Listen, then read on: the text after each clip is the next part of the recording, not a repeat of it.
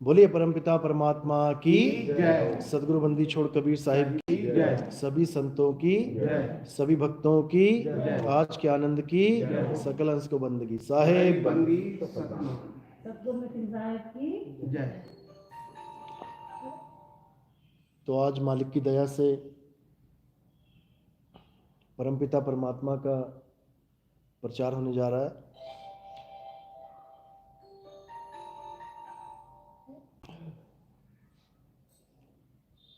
जब से ये संसार बना है, ये जगत बना है, तब से सब जीव मुक्ति की तरफ, शांति की तरफ भाग रहे हैं।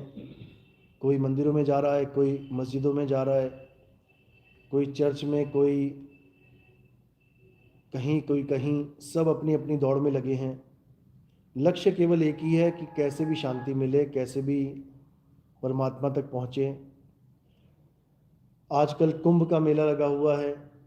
लोग कुंभ में जाके ये सोच रहे हैं कि हमें मुक्ति मिल जाए, मोक्ष मिल जाए। करोड़ों की भीड़ दौड़ रही है।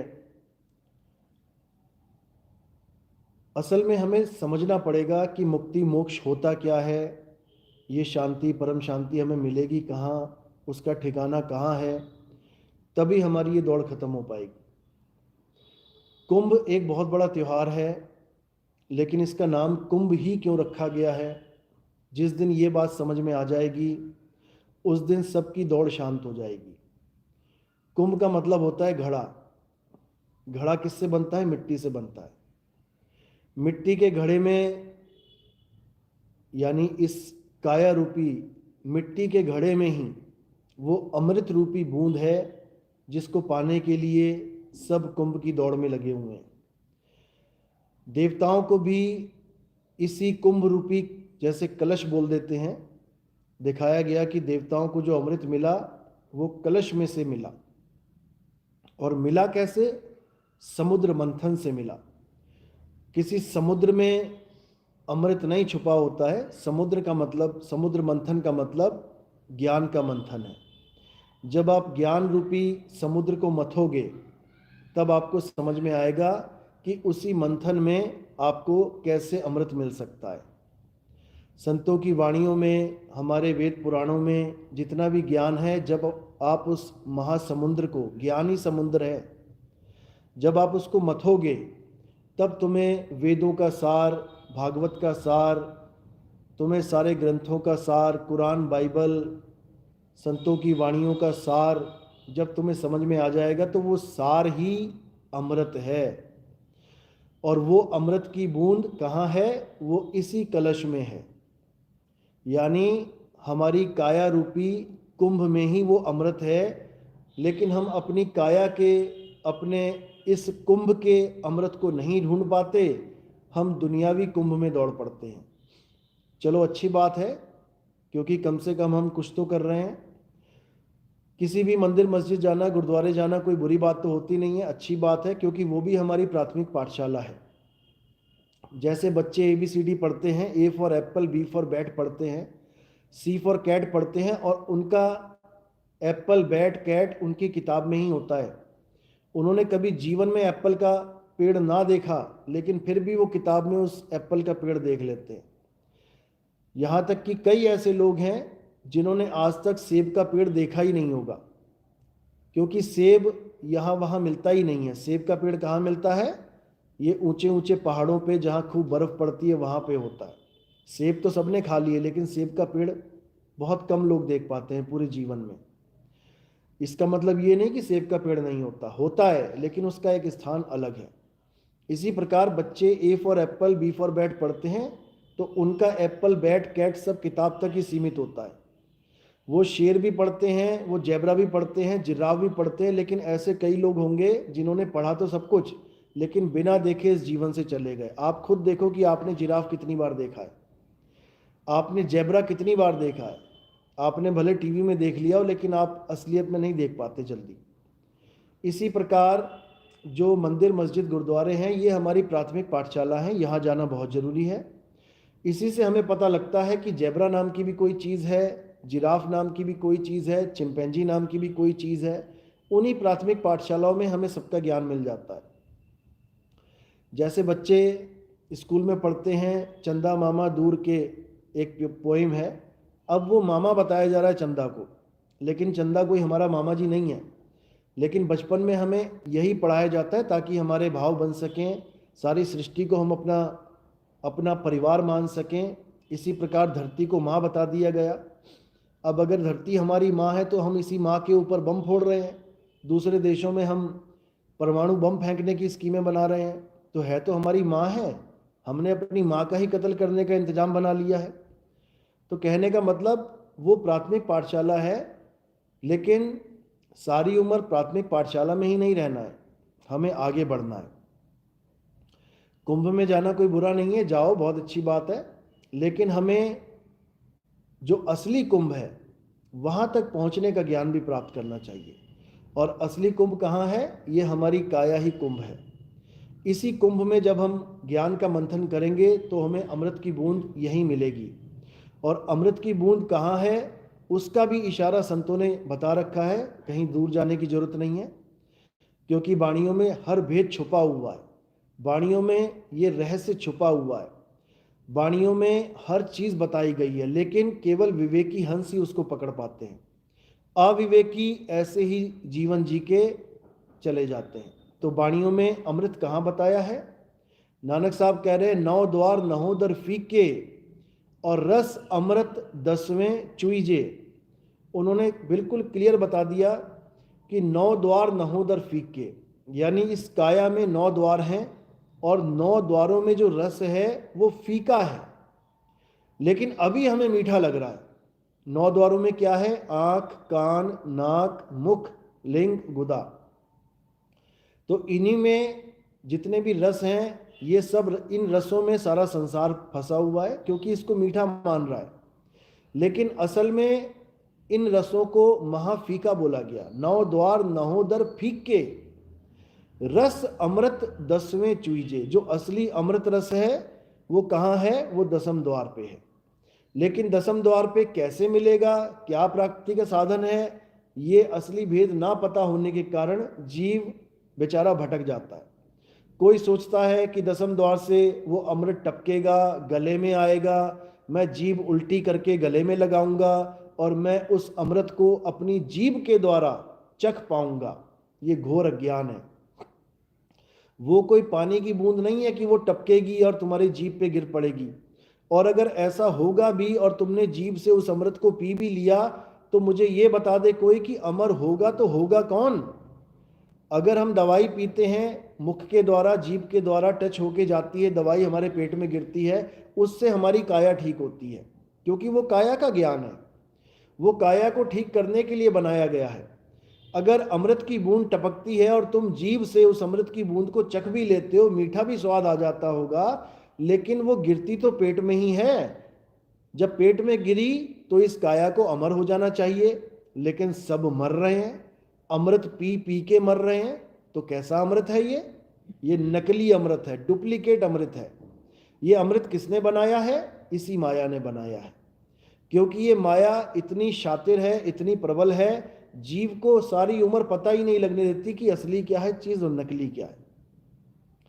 इसीलिए साहिब वाणियों में समझा रहे हैं कि आदि माया बहुत खतरनाक है, इसके जाल से बचना बहुत मुश्किल है। केवल तब बचा जा सकता है जब हमारे जीवन में कोई सदगुरु आता है। तो साहिब बता रहे हैं कि काया भेद किया निर्वारा। मैं इस काया का सारा भेद बता देता हूँ। इस काया में बहुत सी ऐसी मुद्राएं हैं जिसको चांचरी, खेचरी, भूचरी, अगोचरी, उन्मुनी, ये सब काया का भेद है, काया की मुद्राएं हैं, इसी में सब उलझे पड़े हैं। इस काया में बहुत से चक्र हैं, मूल चक्र, स्वाद चक्र, कंठ चक्र, हृदय चक्र, आज्ञा चक्र, सहस्रार चक्र। इन चक्रों में भी माया ने उलझा रखा है। इस काया में बहुत सी नाड़ियां हैं, इसमें 72,000 नाड़ियां हैं। इसी को मुसलमान भाई 72 हूरें बता देते हैं, क्योंकि ये सब कोड की बातें हैं। इन्हीं नाड़ियों में 3 सबसे सुंदर नाड़ियां बताई गई हैं, इंगला, पिंगला, सुषमना। तो इन नाड़ियों में भी ये माया ही उलझाती है। इन नाड़ियों में जितना भी ज्ञान है इंगला, पिंगला, सुषमना का, ये भी काया माया का ही ज्ञान है। अगर कोई इस नाड़ियों में भी जाने की कोशिश करता है और सुंदर से सुंदर दृश्य, स्वर्ग, महास्वर्ग, इसमें इंद्रलोक, महाइंद्रलोक, ब्रह्मलोक, विष्णुलोक, शिवलोक, सब कुछ इसी में मिलेगा, लेकिन ये सब माया का ही खेल है। तो साहिब इसी को समझा रहे हैं, कहते हैं काया भेद किया निर्वारा, ये सब रचना पिंड मंझारा। तो आदि माया कीनी चतुराई और झूठी बाजी पिंड दिखाई, अवगति रचना रची अंडमाही, ताका प्रतिबिंब डाला है। कह रहे हैं इसी माया ने सारा खेल बुन दिया है, सारे जगत की रचना करी है, इस काया की रचना करी है, और इस काया में ही माया का सबसे बड़ा प्रभाव है। जितने योगी, जितने संत महात्मा काया के अंदर से जाते हैं परमात्मा को प्राप्त करने के लिए, वो माया को प्राप्त कर लेते हैं, वो परमात्मा की जगह माया को प्राप्त कर लेते हैं, लेकिन उससे कुछ बनने वाला नहीं है। माया ने अंदर हजारों करोड़ों सूर्य चमका रखे हैं, दुनिया भर का प्रकाश कर रखा है, इसी में जीवों को उलझा रखा है, लेकिन इससे कुछ होने वाला नहीं है। अंदर ही मन भी बैठा है, ज्योत स्वरूपी जो मन है वो बैठा है। लोग मन को ही परमात्मा समझ लेते हैं, ज्योत को ही परमात्मा मान बैठते हैं। नानक साहब वाणी में समझा रहे हैं, मन तू ज्योत स्वरूप है, अपना मूल पहचान। यानी ये जो ज्योत है जो अंदर दिखाई देती है, ये सब मन का ही खेल है। हमें क्या करना है? अपना मूल पहचान, हमें अपना मूल पहचानना है कि हम कहाँ से जुदा हुए हैं, हमारा मूल निज घर कहाँ पे है। तो हमें हमारे मूल के बारे में क्या ज्ञान समझाया कबीर साहब ने कि हमारा मूल कौन है? हमारा मूल शब्द है। और हम इस वक्त किस अवस्था में बैठे हुए हैं?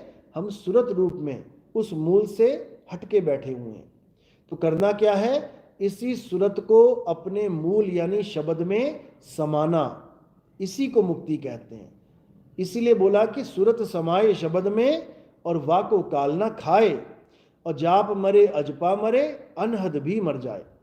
परमात्मा को पाने के लिए जो गुरुजन जाप, अजपा, अनहद इस प्रकार की भक्ति का भेद बताते हैं, यानी कोई कह रहा है राम राम जप लो, कोई कह रहा है राधे राधे जप लो, कोई कह रहा अल्लाहु अल्लाहु जप लो, कोई कह रहा हालेलुया करो, प्रेयर करो, कोई कह रहा है अरदासें करो। ये सब खेल 52 अक्षरों का खेल है। इन्हीं 52 अक्षरों के द्वारा हर जीव चाहता है कि मुझे परमात्मा की प्राप्ति हो, लेकिन साहिब इसका खंडन करते हैं। साहिब समझा रहे हैं कि 52 अक्षर जीव आधारा, आदि अक्षर जीभ्या से न्यारा, वाही को सत सिमरण कहिए, सिमर सिमर नर उतरो पारा। कि इन 52 अक्षरों से किसी का भला होने वाला नहीं है। ये तो जीव आधारा, ये तो जीव के आधार से की जाने वाली भक्ति है। तुम्हारी जीभ है तो इतने सारे नाम तुम जप सकते हो, तुम्हारी जीभ ना हो तो तुम एक भी नाम नहीं जप पाओगे। इसका मतलब ये नहीं कि जिसकी जीभ नहीं है उसको परमात्मा नहीं मिल सकता, क्योंकि लोग ये सोचते हैं कि नाम जपने के बाद हमें परमात्मा मिलेगा, लेकिन ये सत्य नहीं है, ये झूठ है। सत्य क्या है कि हमें जीभ की जरूरत ही नहीं है परमात्मा का नाम लेने के लिए। नानक साहब समझा रहे हैं, अखा वाजो वेखना बिन कन्ना सुनना, पैरा वाजो चलना बिन हथी करना, जीबा वाजो बोलना यूं जीवित मरना, नानक हुक्म पछाण तो खसमे जा मिलना। यानी परमात्मा को ना तो ये आंखें देख सकती हैं, ना इस कान से उस परमात्मा की आवाज को सुना जा सकता है, ना इन हाथों से परमात्मा की आरती की जा सकती है, ना इन पैरों से परमात्मा तक चल के पहुंचा जा सकता है, ना इस जीभ से परमात्मा का नाम बोला जा सकता है, और ना बिना परमात्मा के हुक्म पहचाने उसमें मिला जा सकता है। क्योंकि हमें पहले हुक्म पहचानना पड़ेगा। कोई भी एग्जाम आप क्लियर करना चाहते हैं तो पहले आपको उन प्रश्नों के बारे में जानना पड़ेगा जो एग्जाम में आने वाले हैं। उन प्रश्नों का अध्ययन करना ही टीचर का हुक्म है। बच्चों को क्या हुक्म दिया जाता है स्कूल में कि बेटा ये लेसन याद करके आना, ये हुक्म है। अगर वो लेसन हमने याद नहीं किया तो हम पास नहीं हो सकते, क्योंकि हमारा एग्जाम ही उस लेसन में से आएगा। तो नानक हुक्म पछाण के तो जा खसमे मिलना। तो गुरु का हुक्म क्या है? गुरु हमेशा सिलेबस बताता है। गुरु का काम है ज्ञान देना। किस ज्ञान को देना? जो अंत समय काम आएगा। वही हमारा सिलेबस है। तो कह रहे हैं कि अंत में तुम परमात्मा में तभी लीन हो पाओगे जब तुम सिलेबस को जान लोगे, जब तुम हुक्म को पहचान लोगे। और हुक्म क्या है? हुक्म केवल एक है। साहिब कह रहे हैं सूरत फंसी संसार में, ता से पड़ गई दूर। ये हमें समझाया जा रहा है कारण कि तुम परमात्मा से दूर क्यों हो। क्या कारण है? सूरत फंसी संसार में। जो हमारा ध्यान है वो संसार में फंस गया है। यही कारण है परमात्मा से दूर होने का। अब ये दूरी कैसे खत्म होगी? हम परमात्मा तक कैसे पहुंचेंगे? सूरत बांध स्थिर करो, आठों पहर हुजूर। यही हमारा सिलेबस है कि सूरत को बांधो और स्थिर करो। बांधना मतलब एकाग्र करना। यानी जैसे एक बंदर है, बहुत उछलता है, पूरा दिन उछलता ही रहेगा, लेकिन वो उछलना बंद कैसे करेगा? उसको टाइट करके एक रस्सी से, खूंटे से बांध दो, अब वो वहीं बैठा रहेगा बेचारा। तो इसी प्रकार ये मन हमारी सूरत को भटकाता है। तो क्या करना है? इसको एक खंबे से बांध देना है। अब वहीं पे ये थक के हार जाएगा और अब भागना बंद हो जाएगा। तो साहिब ने क्या बोला है? साहिब ने बोला सूरत बांध स्थिर करो, आठों पहर हुजूर। जैसे कहानी सुनाई जाती है कि एक आदमी था, वो भक्ति करता है तो भगवान प्रकट होते हैं, कहते हैं क्या चाहिए? तो वो कहता है कि भाई मुझे एक ऐसा जिन दे दो जो मेरे हर कार्य को मेरे कहते ही पूरा कर दे। तो कहते हैं ठीक है, तथास्तु। एक जिन मिल जाता है। तो जिन कहता है कि आपने मुझे मांगा, मैं हाजिर हूँ, लेकिन मेरी एक शर्त है, आपका बोला हुआ हर काम मैं करूँगा, लेकिन मैं आराम नहीं कर सकता, मैं रुकूंगा नहीं, मुझे बार बार काम चाहिए, कोई ना कोई काम बताते रहना, तब तो मैं सारे काम करूँगा, और अगर आप काम नहीं बताओगे तो मैं आपको मार दूंगा।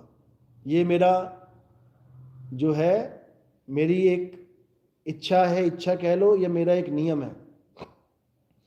तो वो आदमी कहता है ठीक है, कोई बड़ी बात नहीं, मैं काम बताता जाऊंगा। तो क्या होता है? वो काम बताता रहता है और जिन करता रहता है। वो सारे काम बताता है, जिन सारे काम कर देता है। अब जैसे ही कोई काम ना बता पाए, इतने में वो दौड़ा आए मारने के लिए। तो जिन बड़ा परेशान करता है, आदमी भी परेशान हो जाता है। तो जिनको एक काम बताता है, वो करता है, इतने में वो अपनी बीवी के पास जाता है और उसको बताता है सारी बात की ऐसे ऐसे बात है, अब क्या किया जाए। तो बीवी अपने काम बताने लग जाती है कि मैं इससे अपने काम करवा लेती हूँ, बर्तन धो दे, झाड़ू लगा दे, पोछा लगा दे। वो भी सारे काम कर देता है। सारे काम खत्म, अब फिर मारने के लिए दौड़ता है। दोनों परेशान हो जाते हैं, क्या किया जाए। तो फिर वो गुरु के पास जाते हैं। जब गुरु के पास जाते हैं तो गुरु को अपनी प्रॉब्लम बताते हैं। तब गुरु उनको एक सॉल्यूशन बताता है। कहता है क्या करना है, घर में एक आंगन में एक खंबा गाड़ दो, वहां पे जितने भी काम हैं आपके सारे करवा लो, और जब काम खत्म हो जाए, जब कोई काम देने को ना बचे, तो इसको कह दो कि इस खंबे पे चढ़ता उतरता रहे। अब वो बेचारा सारे काम करने के बाद उस खंबे पे चढ़ता उतरता है, चढ़ता उतरता है, पूरा पूरा दिन, पूरी पूरी रात बेचारा चढ़ रहा उतर रहा है, चढ़ रहा उतर रहा है, क्योंकि ये भी एक काम है। तो वहां पे उन सबकी जान बच जाती है और उसको भी काम मिल जाता है। यानी ये जिन और कोई नहीं, ये मन है। ये मन ही है जो पल पल कोई ना कोई कुछ ना कुछ विचार करता है, कोई ना कोई काम करना चाहता है। अब ये स्थिर कैसे होगा? इसको खंबे पे अटका दो ले जाके, तो ये खंबे पे रुक जाएगा। तो ये खंबा और कोई नहीं है, ये हमारे गुरु का ज्ञान है। इस ज्ञान पे लाके इसको अटकाओ, ये भागेगा बार बार, इसको फिर उसी काम पे लगाओ। धीरे धीरे धीरे करके ये अपने आप शांत होके बैठेगा। तो यही एक रास्ता है। इसी को बोला है कि सूरत बांध स्थिर करो, आठों पहर हुजूर।